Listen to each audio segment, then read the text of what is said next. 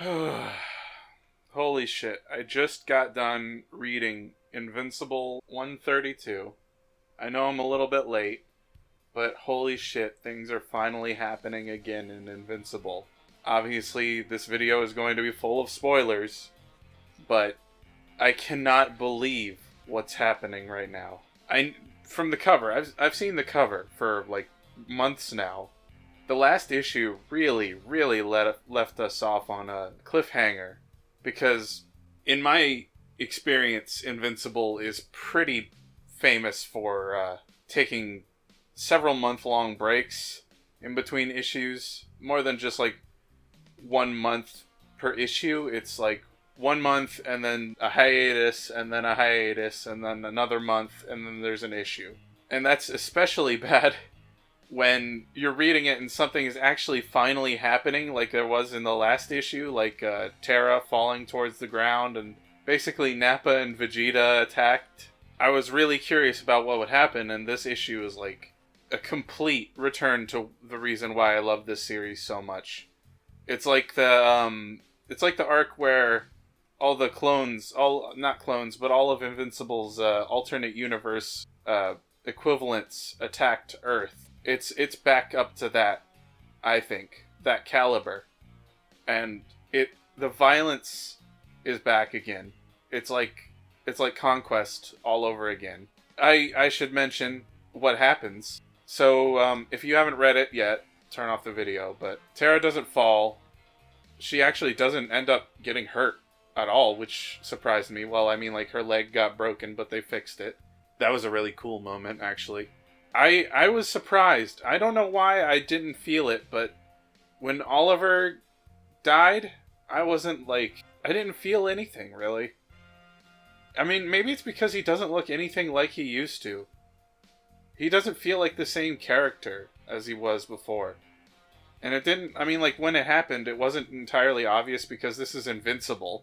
And, like, people can come back from basically anything in this series. But when it happened, it didn't look like that was a fatal blow. I mean, it looked like his organs are coming out of the back of his body, but usually they are able to fix things like that somehow.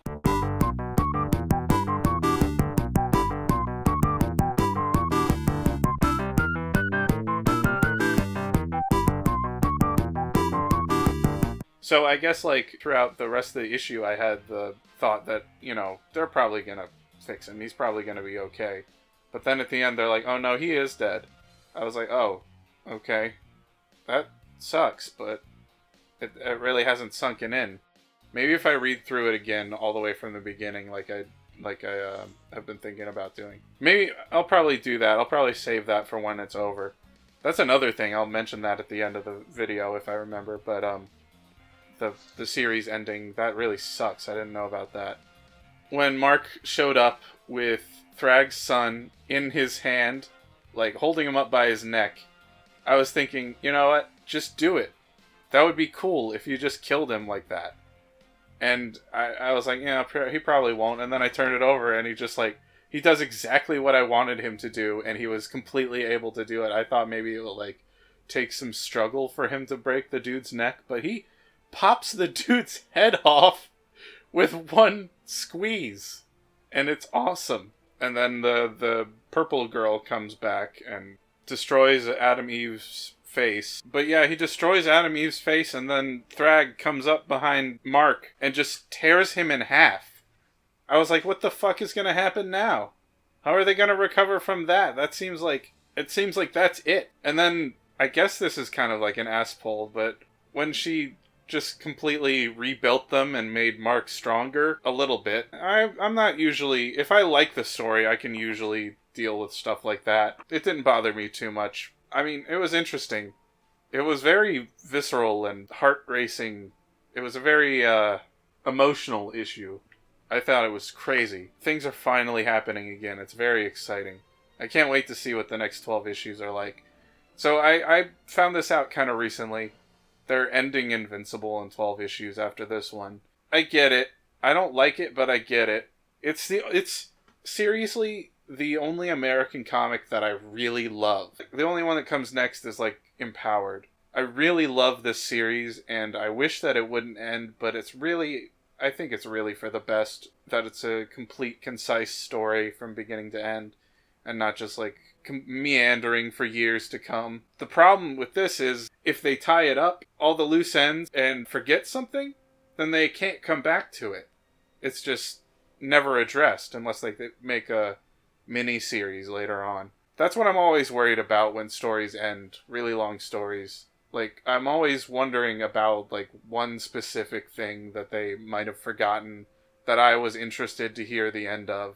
And then they just forget to address it by the end, and it's never brought up. That bothers me, but I kind of trust him. He does a lot of dropping of plot points, but they always feel like they've reached their logical conclusion.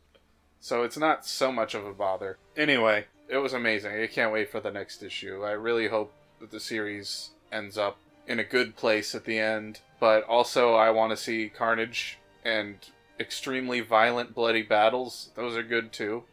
That's why I love the series. But I also like that it's not just that. I like that they can take breaks to calm down and sort of like look into what the characters are like and their personalities and relationships. And it's not all just mindless, bloody fighting like Dragon Ball Z. I do like that. I'm sure that he'll be able to pull it through by the end of the series. I have faith in him. So, if you're interested in hearing more about my thoughts on this in the future, you can subscribe, but you don't have to, obviously.